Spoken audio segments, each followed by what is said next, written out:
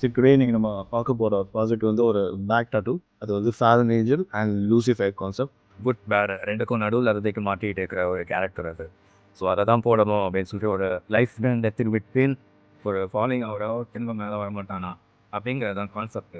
Actually வந்து முன்னாடி ஒரு டேட்டோ இருக்குது, அது அப்படியே நம்ம கவர் அப் பண்ணி ஸோ வந்து நம்ம ஸ்டென்சில் ஃபிக்ஸ் பண்ணிடுவோம்.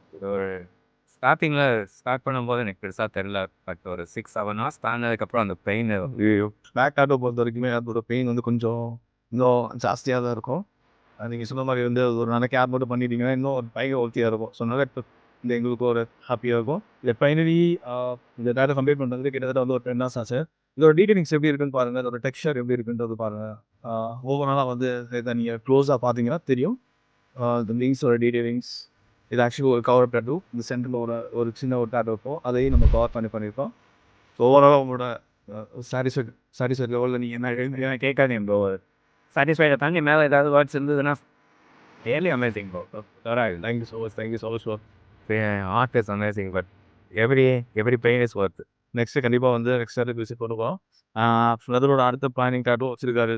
So John Wick tattoo John Wick tattoo வச்சிருக்காரு. டெஃபினெட்லி ஒரு நெக்ஸ்ட்டு பார்ப்பீங்க. Thank you so much for your timing. Thank you so much. Thank you so much.